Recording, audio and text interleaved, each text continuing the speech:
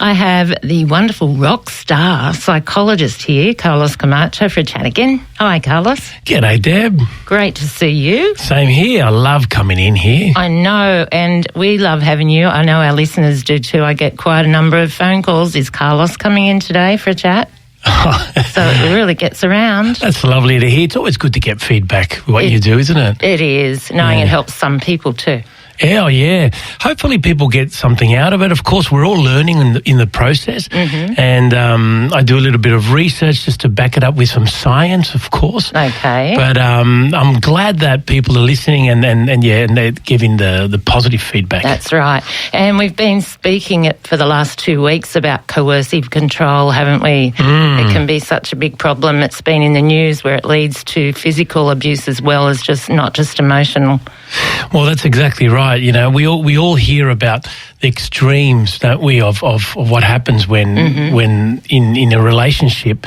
And we did talk about romantic relationships, also other types of relationships, when there is coercive control over another person. And yes, unfortunately, it never ends well, and it can lead to physical violence, which is a big problem at the moment, and not only in Australia, but all around the world. That's right. So we'll go back to when we first started speaking about it. We were speaking about coercive control in romantic relationships. Then we spoke about family relationships and in the workplace as well.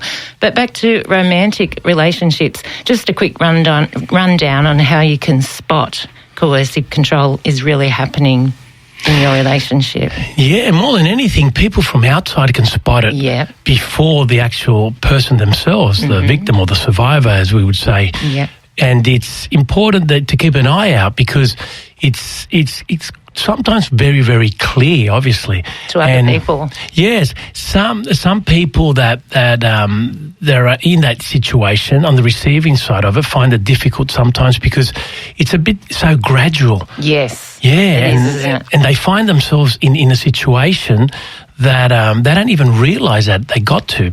And some people, wake up one morning after years and they realise and they're strong enough to make a decision and seize that relationship as soon as possible. But a lot of people don't, and that's where they need help. To leave. That's right. Or no means as well because of money as well, because it's usually coercive control can involve money, can't it, and isolation as well. Yes, usually it comes with financial control. Yeah. There's that person in the relationship that not only wants to control a certain aspect of the relationship, they want to control the whole relationship because they understand in a way that that's how control works. Yeah. You need full control to be able to manipulate someone. And so a lot of the time these people also plan it out and they're quite particular in what they do, what they say. And sometimes they're even smart enough to cover their tracks in front of other people so they might come across as very endearing to their partner and so forth. But some aren't, and they slip up, and it's those slip-ups that we have to look after. Yeah, because often too, the person that is being controlled actually protects their controller to make it look like everything's fine at home when relatives or friends come around, don't they, at times? Yes, that happens a lot, Deb, because sometimes it's not just about the relationship. They might have children, they've got a mortgage, they've got capital. It's very difficult to leave someone when you have that much investment. And a lot of people also have a lot of pressure because they probably realise that they should never have been with that person in the first place. And so it's hard to backtrack, isn't it? Yes. But I always say to people, look, it's never too late.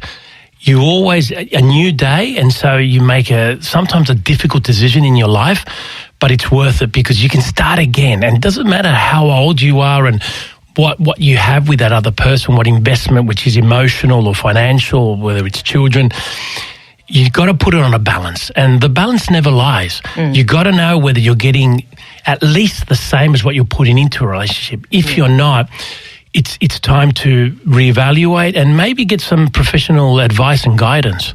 And also, if you don't have the means to leave that relationship, the money, or you've got no family to go to, there are organisations out there to help, aren't there?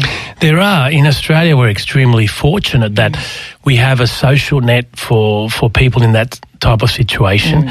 And it's just a matter of getting into the mindset. I think when someone realises that they don't want to be in that type of relationship because they're under a relationship where that person is using coercive control and even physical violence, then they need to start doing the research. But once they get to that stage where they decide that they're going to look into it, I think that's very important, because they suddenly start getting the idea that maybe, yes, they need to do something about it. That's right, because we were speaking a little bit for about 1 minute off air. It's all the time we had. And you were saying that when it goes to a physical stage of coercive control, it can happen very quickly in some relationships, not the honeymoon period of, slowly and insidiously controlling. It can just happen really quickly with some relationships, can't it? That's correct. Yeah. Some people don't have the capacity to communicate or the intellect even to be able to resolve issues. So they go to something that's quite more effective and simple, which is physical aggression. And a lot of the times they get a result. But if the other person understands that that's never warranted, and they stand up for themselves, whether it's at that moment or later on by making a decision that in order to protect themselves and their family, and also to give a signal to this other person that that's not going to work. Yeah. Yes.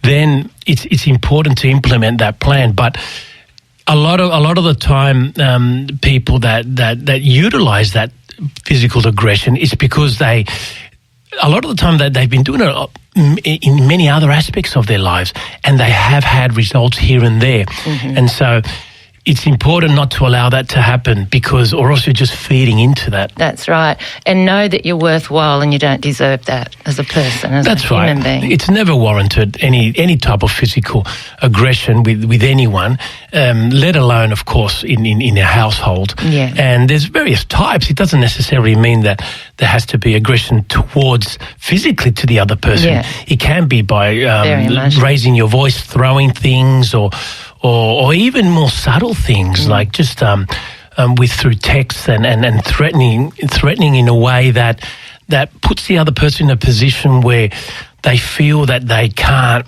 respond and let alone progress in that situation. Yeah. And losing self-confidence, that's a big thing there too, isn't it?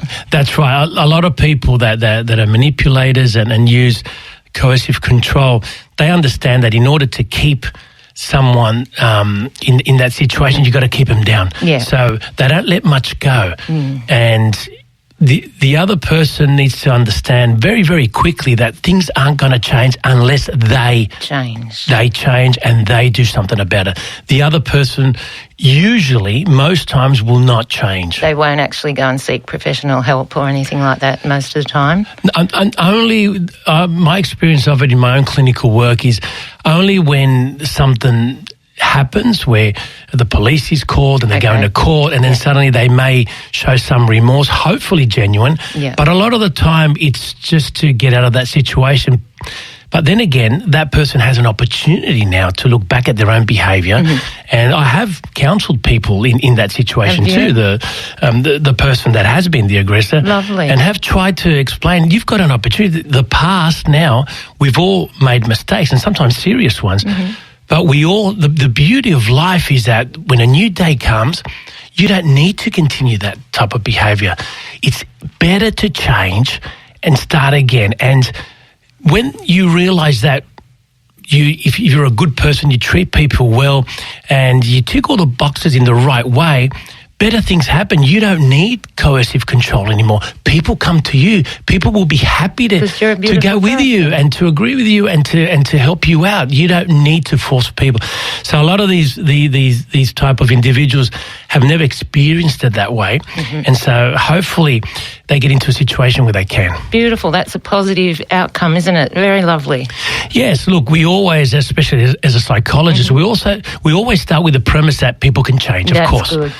But we also have to think of our own situation, and if that other person changes, that's wonderful, but that's up to them. The change has to come from the person who's been manipulated and the person who's in the wrong end of it. Because if you wait too long, it might be, sometimes too late. Good on you, Carlos. Thanks for coming in today. Oh, I love it. As always, and we'll see you again, next week, couple of weeks? A couple of weeks now. We'll have a new topic to talk about. Yes, yeah. Can't wait. Okay, and Suzanne Vega you chose. Oh, well, she's my favourite artist of all time. Mm-hmm. I just love her voice, and I thought this song is just perfect for the subject. Very apt, isn't it? Oh. Okay, Suzanne Vega and Luca.